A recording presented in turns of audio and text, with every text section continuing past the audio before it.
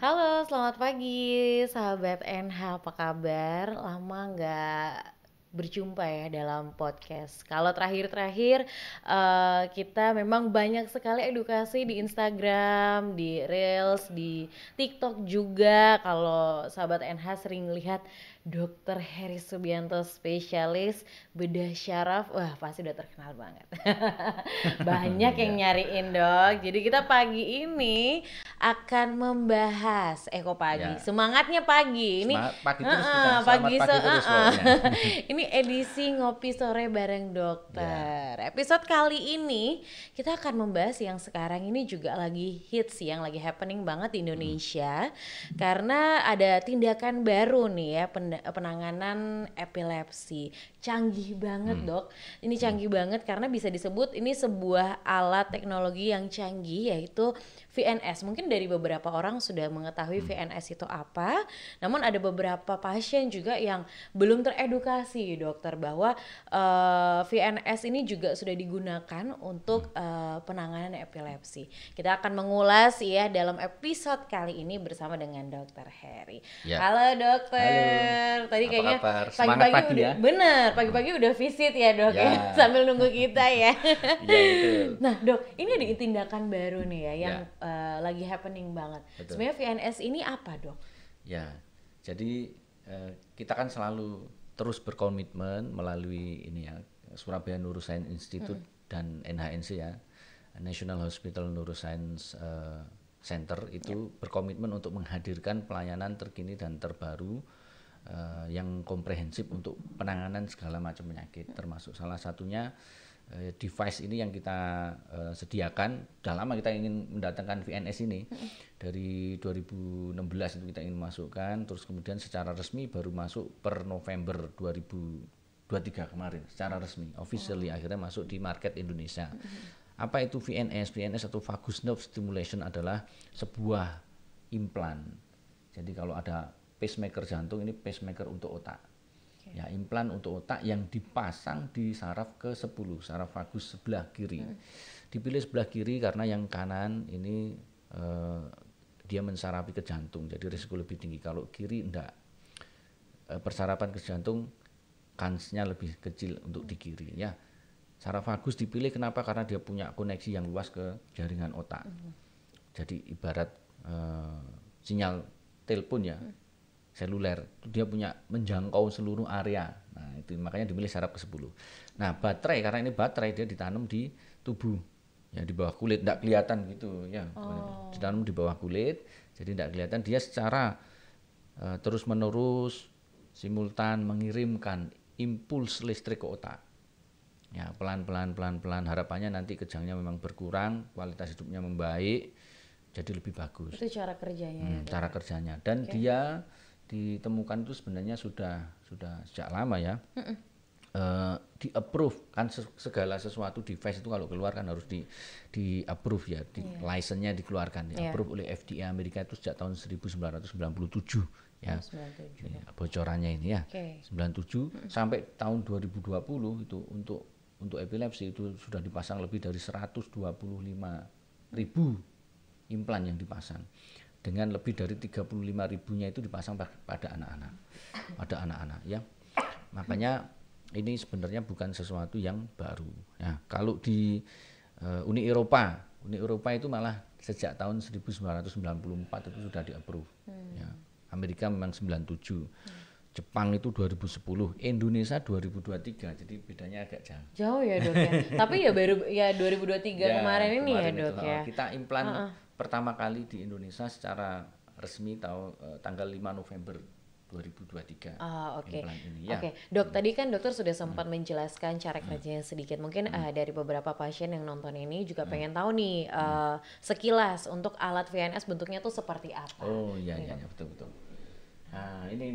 Jadi Oke. bentuknya kurang lebih seperti ini ya. Oke, bisa ditunjukkan. Kecil. Nah, gini, dia kecil. Itu yang nanti akan di Ya, ini nanti yang akan kita tanam ke bawah kulit.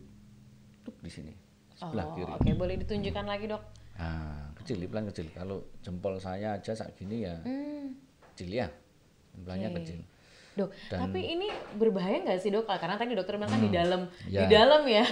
Karena mungkin orang kalau saya lihat sini, wah ini kan ya, barang asing yang benda asing ya. di Makanya dalam sini gitu. makanya kan sebuah implan alat medis itu keluar izinnya itu kalau sudah melalui berbagai macam tahap penelitian. Kalau tidak salah ada sampai 4 tahap penelitian, mulai pada hewan dulu sampai pada manusia.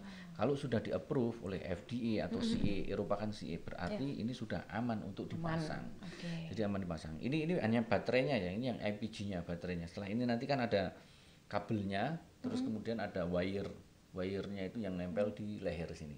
Jadi dipasang di sini, terus ada kabel, ditaruh di bawah, terus nanti kabelnya itu masuk bawah kulit, kita lingkarkan di saraf 10 di sebelah kiri. Oke, dok. Sini ya. Itu apakah ada resiko atau efek sampingnya, dok? Ya. Jadi risikonya apa? Dari penelitian itu dia membagi ke dalam setahun, 2 tahun, 3 tahun risiko. Risiko dari pemasangan implan ini. Yang paling tinggi itu hoarseness memang. Hoarseness itu serak. Misalnya pas bicara 1, 2, 3, 4, 5, 6, 7, 8, 9, 10.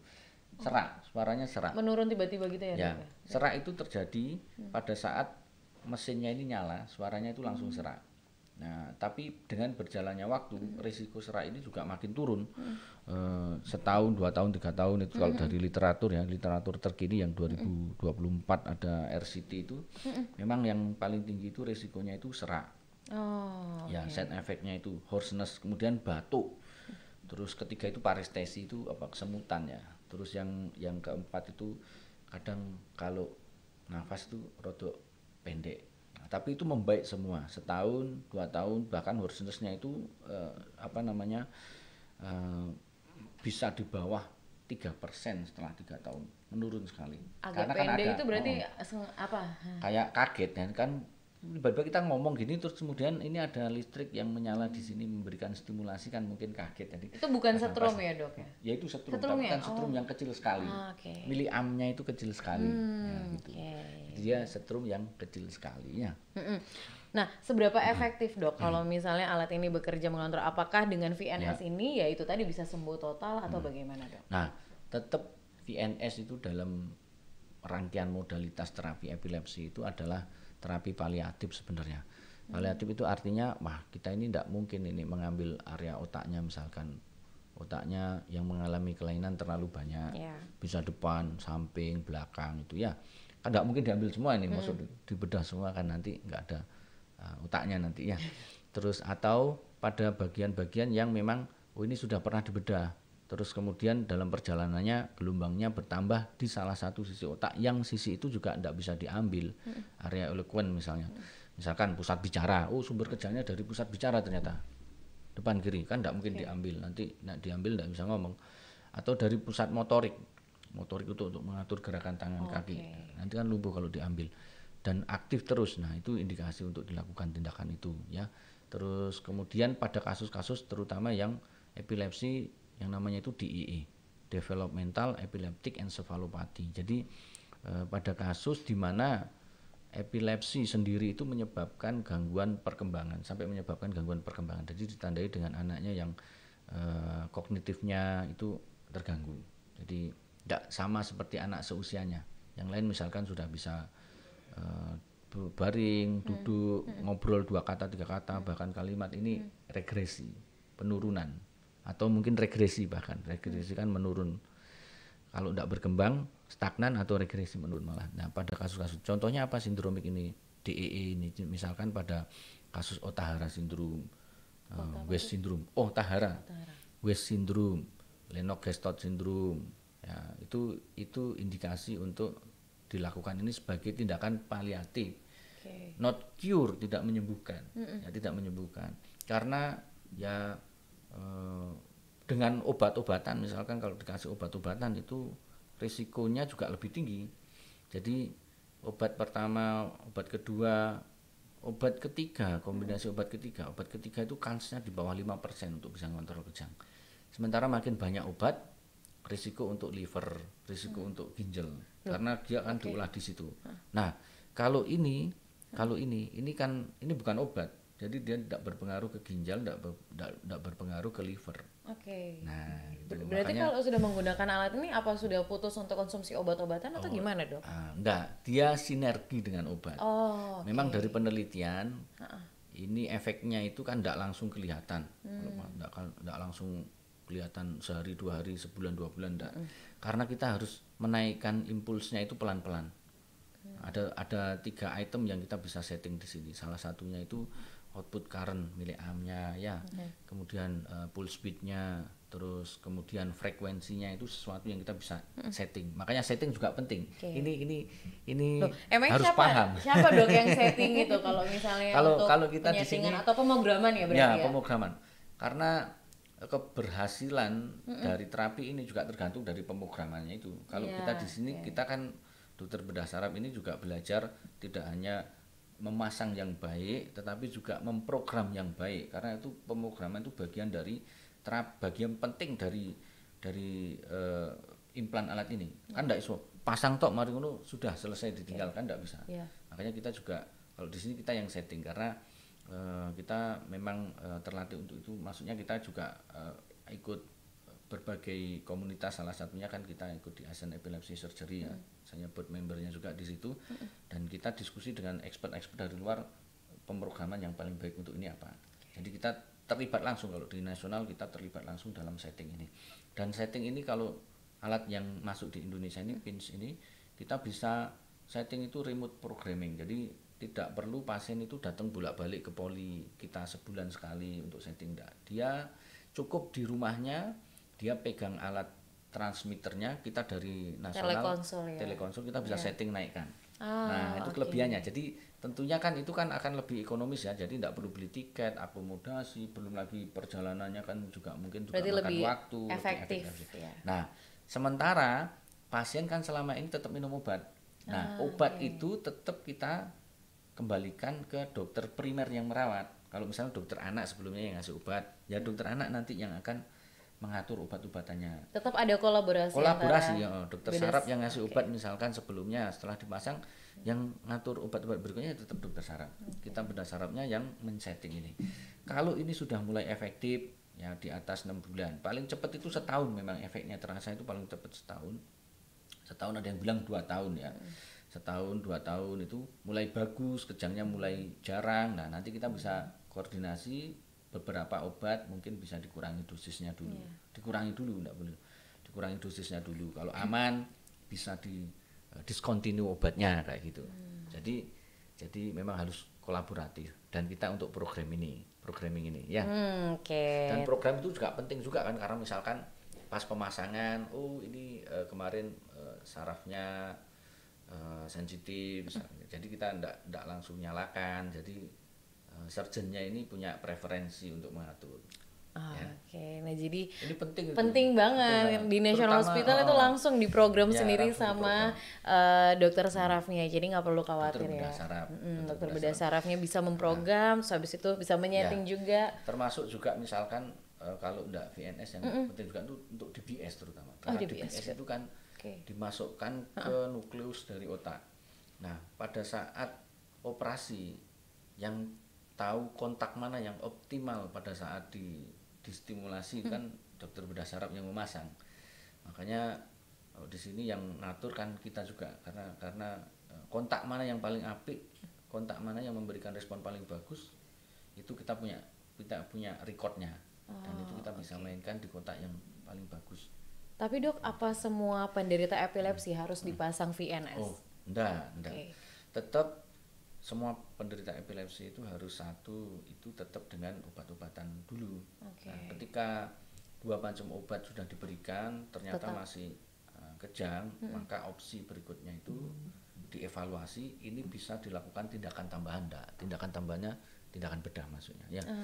Kalau ternyata sumber kejangnya terfokus di satu area otak dan aman untuk dioperasi, kita bisa lanjut operasi. Tapi kalau sumber kejangnya di banyak tempat ya, diambil tidak bisa, itu tempat untuk dilakukan ini VNS ini. Berarti tidak semua ya? Tidak semuanya. Hanya untuk sindromik, kalau di Amerika ya trennya misalkan Lennox-Gastaut itu ya. Saya pernah diskusi sama Prof. Angus Wilfong di baru Neurological Institute di Phoenix, Arizona. Di sana itu beliau itu sudah lihat bahwa kasus LGS atau Lennox-Gastaut itu sesuatu yang susah dikontrol dengan obat dan pasti nggak akan bisa. Jadi Makanya ya, dia solusinya lebih dengan cenderung di awal VNS langsung ya. dipasang, dari awal langsung dipasang VNS. Nah nanti dilihat perkembangannya, karena dengan early VNS itu ternyata outcome-nya juga akan lebih bagus.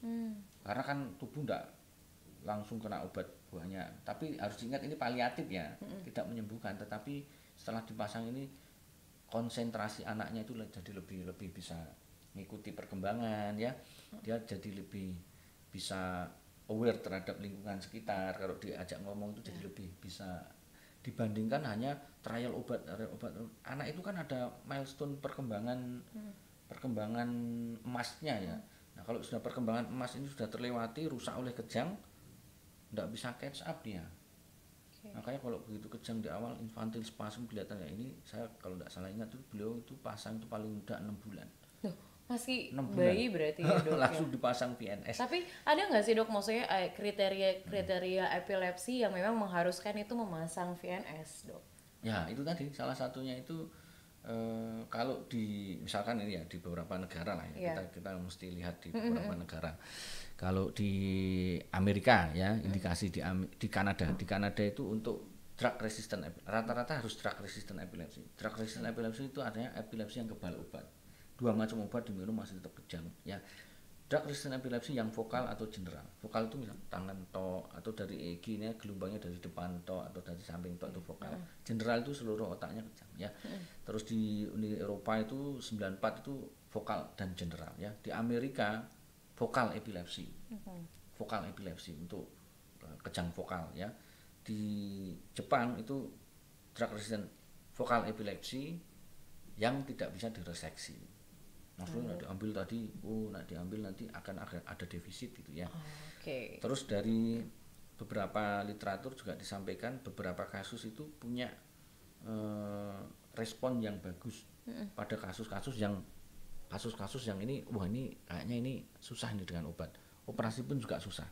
Misalkan kasus namanya itu ada tuberous sclerosis. Jadi di otak itu ada cortical tuber, itu ada kelainan perkembangan sel otak. Ya, tuberous sclerosis kompleks itu ada 2, TSC1, TSC2 namanya itu ya.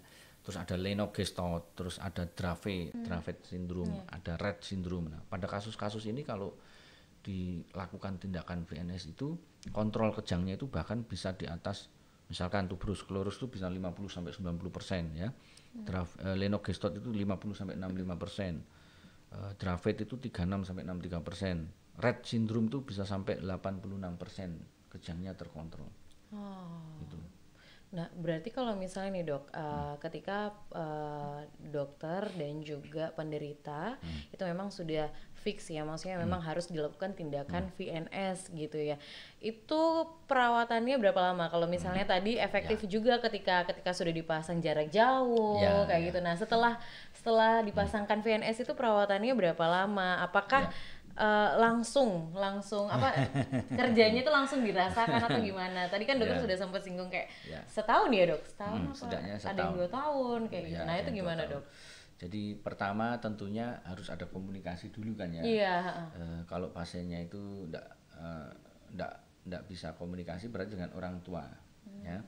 Kalau pasiennya itu bisa komunikasi dengan baik post reseksi, mas, kita juga harus melibatkan pasiennya dalam diskusi karena dia yang akan menerima tindakan ini. Terus termasuk orang tua juga kita akan diskusi dengan orang tua. Bisa kita lakukan secara telekonsul dulu ya. Telekonsul, kita kan punya aplikasi telekonsultasi. Kita diskusi ekspektasi keluarga apa. Penting itu ya. Ekspektasi keluarga apa yang bisa dikerjakan oleh dokternya itu apa. Karena kalau enggak match ekspektasinya juga enggak bisa maju ya. Misalkan nanti setelah pasang ini 100% kejangnya hilang gitu, atau nanti langsung terasa efeknya, itu kan sesuatu yang tidak match ekspektasinya, itu juga kita tidak akan kerjakan. Harus ada agreement, harus ada apa namanya, persetujuan. Harapannya juga sesuai dengan yang kita bisa lakukan.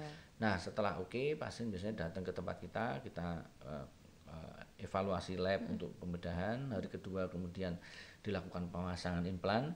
Nah, setelah pemasangan implan nanti kita evaluasi lukanya kan irisannya kecil di leher sini sama di dada. Kita evaluasi lukanya sampai kurang lebih 4 hari 5 hari pasca pemasangan. Jadi di rumah sakit kurang lebih 6 harian ya. 6 harian, okay. Nah, terus itu alat tidak langsung kita nyalakan. Nah, pasien masih nanti kontrol pertama 2 minggu baru kita nyalakan alatnya. Tujuannya apa? Agar satu bisa memberikan kesempatan lukanya sembuh. Lukanya sembuh. Tapi memang kita pernah langsung kita nyalakan, itu kita pernah. Karena orangnya kooperatif. Ya, orangnya kooperatif, terus gede badannya sudah besar ya 20 tahun sehingga kulit itu lebih tebal. Kalau pada bayi kita tidak nyalakan. Bayi kita tunggu lukanya sembuh baru kita nyalakan pada bayi. Kalau dewasa kita bisa langsung nyalakan. Nah, terus setelah itu, setelah lukanya kering 2 minggu baru kita setting, kita nyalakan. Nah, pada saat kita nyalakan itu kan kecil dulu, listrik yang dinyalakan kecil, tidak langsung gede. Targetnya itu output car-nya itu di 1,5 miliamp, bisa sampai 2,25, bisa sampai 3 juga, tergantung adaptasi masing-masing pasien. Ya. Nah, karena ini naiknya pelan-pelan, yang ini itu ada kelebihan. Jadi alat ini naiknya itu bisa 0,1. Jadi nilai terkecilnya 0,1. Kalau ada alat yang lain lagi itu tidak bisa di remote control ya, tidak bisa di remote programming, itu naiknya 0,25. Jadi 0,25. Naik berikutnya kan tambah 0,25. Skala terkecilnya itu 0,25. Itu yang menaikkan kan itu kita. Oke. Tapi pilihannya hanya 0,25. Kalau 0,25 tambah 0,25 kan 0,5. Nah, itu kan berarti kan kaget karena tiba-tiba langsung, itu juga mungkin yang membuat pasien itu jadi kaget. Tapi kalau ini dia punya rate naik itu kecil, 0,1. Jadi adaptasinya Pelan-pelan lebih ya, ringan karena naiknya pelan-pelan. Yang alat ini ya naiknya itu pelan-pelan. Nah, kemudian setelah 6 bulan, kita harapkan dalam 6 bulan kita sudah mencapai parameter optimal di 1,5 miliamp. Nanti pulse width-nya bisa 250 atau 500, tergantung juga jenis dan bentuk kejangnya. Karena masing-masing bentuk kejang punya preferensi pulse width yang berbeda. Untuk evaluasinya berapa bulan, Dok? Berapa bulan sekali gitu? Ini evaluasi sebulan sekali. Jadi tiap 1 bulan sekali kita naikkan, 1 bulan sekali kita naikkan pelan-pelan kayak gitu. Nah, rata-rata memang dalam 3 bulan itu mesti, dan pasien kita ya, dalam 3 bulan itu pasien kita masuk dalam kategori 50% responder, artinya frekuensi kejangnya itu langsung turun lebih dari 50% dalam 3 bulan pertama. Dan itu nanti frekuensi kejang itu akan turun itu karena ini kan bukan operasi yang diambil ya, operasi yang diambil itu kan kita tidak menanamkan sesuatu. Dia ini juga punya efek yang lain. Karena stimulasi terus-menerus itu efeknya itu menaikkan aliran darah ke otak. Terus kemudian menaikkan neurotransmitter. Neurotransmitter itu bahan kimia. Ya, bahan kimia yang mencegah kejang, namanya GABA. Terus dia juga menurunkan neurotransmitter yang membuat kejang, namanya glutamat. Nah, dia punya efek itu jangka panjang. Makanya dari penelitian yang paling panjang itu ya, jurnal 2024 itu, dia temukan bahwa di atas 10 tahun 50% respondernya itu bisa mengurangi frekuensi kejang sampai 75,5%. Dok, ini berarti jangka waktu digunakannya ya seterusnya gitu, Dok? Apa perlu diganti mungkin kayak? Jadi kalau yang ini itu baterainya kan bertahan kurang lebih 7 sampai 8 tahun. 7 sampai 8 tahun. Baterainya itu 7 sampai 8 tahun bertahan. Nah, setelah itu nanti ya kita lihat kalau ternyata kejangnya sudah sangat ringan, ya kira-kira tidak mengganggu, mungkin kita tidak perlu ganti. Atau kalau mau ganti juga boleh, tinggal dilepas yang jahitan yang bawah sini dilepas, terus ini dipasang diganti. Nah, kita berharap itu sebenarnya ada yang bisa rechargeable, tapi mungkin belum keluar ya. Kalau rechargeable itu masih dalam tahap ini penelitian itu tadi sebelum di launching tadi. Itu nanti kalau ada rechargeable itu bisa sampai 20 tahun itu. Lama banget ya, Dok. Sekali pasang 20 tahun. Gitu. Oke, Dok. Dok, tapi setelah penderita dipasang VNS, dia masih bisa melakukan aktivitas normal seperti biasa kayak Bisa. mungkin berenang, maksudnya berhubungan dengan air kayak gitu, Bisa. aman ya, Dok ya? Bukan berarti pakai ini terus kemudian kesetrum konslet. Iya, kan mikirnya gitu dong. Orang awam kayak, Iya. wah ini baterai, tapi sudah Iya. ada di dalam tubuh kita, jadi ya udah pasti aman ya, Dok ya. Nanti Oke, pokoknya oke. lukanya kering. Ini kan bukan ditaruh di luar kelihatan kan di dalam dia. Di dalam ya? Ini lukanya kering enggak masalah, nanti dia bisa renang. Enggak Oke. masalah. Atau yang takut kadang-kadang itu kan, Dok, nanti saya kalau kalau naik pesawat nanti bunyi apa enggak gitu kan ya. Kan ada itu ya. Iya, dalam ya. Bunyi apa enggak lah. Itu kalau seperti itu nanti ini ada kartu pasnya. Jadi pasien itu dikasih kartu bahwa di tubuhnya terpasang implan ini. Oh, Ya, jadi kayak memang KTP harus lah. dibawa kemana-mana Kayak ya, Dok KTP, ya. kayak KTP gitu. Tapi Itu kan sudah ini biasa. setelah dioperasi itu maksudnya alat ini juga tidak terlihat kan, cuma Enggak, hanya enggak. terlihat bekas operasi gitu ya, Dok ya. Oke. Enggak kelihatan apa Nempel. nempel itu ya, enggak tetap kulit. Oke. Baik kalau begitu. Nah, tapi dengan penderita yang sudah dipasang VNS mungkin ada pantangan-pantangan tersendiri yang memang harus selalu diperhatikan keluarga dan juga pasien sendiri, Dok. Secara umum enggak ada pantangannya ya setelah pasang ini ya. Paling di 1 bulan pertama itu harus hati-hati agar lukanya itu benar-benar tumbuh kering, tumbuh ya, membaik ya, enggak digaruk-garuk. Terutama anak-anak kan kadang-kadang gatel terus digaruk.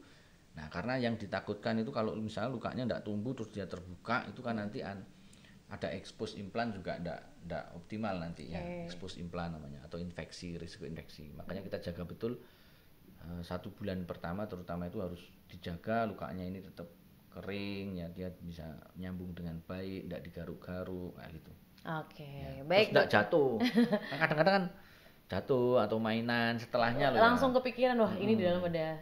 Ya, mainan misalnya jatuh kebentur gitu ya, benturan keras itu kan juga akan berpengaruh ke sistem baterainya. Oh, berarti harus kalau misalnya habis jatuh atau apa mungkin dicek Ya, dulu. dicek kayak gitu.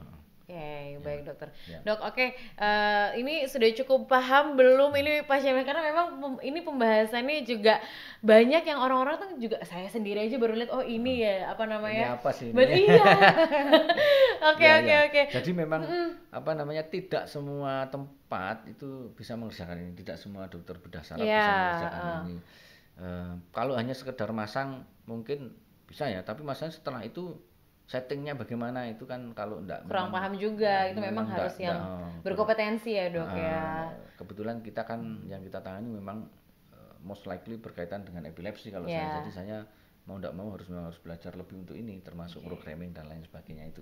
Jadi udah pasti aman banget ya. Jadi buat sahabat-sahabat NH yang mungkin nggak apa-apa sih, maksudnya kalau konsultasi dulu gitu, mau dijelaskan dulu juga bisa ya, Dok ya, karena memang banyak dari pasien kan kalau misalnya mempertimbangkan untuk pemasangan VNS dan lain-lain harus ada ini juga kan persetujuan juga ya, Dok ya. Nah, itu bisa dijelaskan langsung sama Dokter Heri dan juga timnya buat pasien-pasien atau calon pasien National Hospital Surabaya. Dokter boleh kasih closing statement nih ya untuk pemasangan VNS ini, mungkin buat sahabat-sahabat NH ada yang memungkinkan untuk konsultasi dan juga memasangkan VNS, silakan dokter. Ya, jadi alhamdulillah kita sudah punya modalitas tambahan ya, sejak November kemarin kita pertama kali memasang secara resmi di Indonesia 5 November 2023 alat implan untuk kejang yang namanya vagus nerve stimulation. Padahal ini tidak hanya untuk kejang, di luar itu sudah banyak diteliti untuk depresi mayor, untuk Alzheimer dipasang ini. Tapi yang FDA approve itu adalah untuk epilepsi. Nah, implan ini adalah implan yang spesifik yang bertujuan untuk mengontrol kejang, mengurangi frekuensi kejang, membuat kualitas hidupnya jadi lebih baik, siklus bangun tidur lebih baik, membuat konsentrasi anaknya terhadap lingkungan kalau diajak ngomong jadi lebih baik, dan efeknya berjalan seiring dengan waktu, tidak konstan. Makanya dengan adanya ini, nah mudah-mudahan ini bisa membantu untuk kawan-kawan yang memang mungkin indikasi untuk dilakukan pemasangan ini. Nah, nanti untuk screening lebih lanjut bisa datang ke National Hospital, nanti kita diskusi apakah cocok apa enggak mungkin. Ya. Yang jelas ini sudah ada di Indonesia dan kita komprehensif, integratif, mulai dari pemasangan, programming kita kerjakan. Obat-obatan tetap dari teman-teman sejawat anak, teman-teman sejawat neuro yang kerjakan, tapi programming dan implantasi dari kita ya. Baik, terima kasih banyak dokter, penjelasannya sangat-sangat jelas buat kita semua pada sore hari ini. Oke dokter, Ya.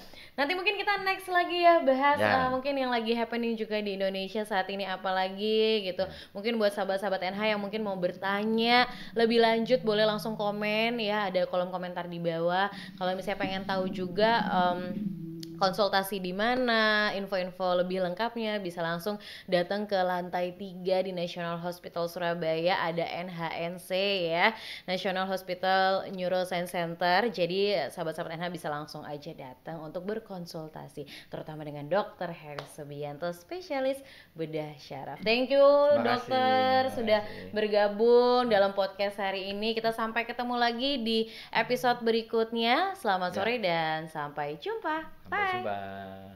Salam semangat pagi.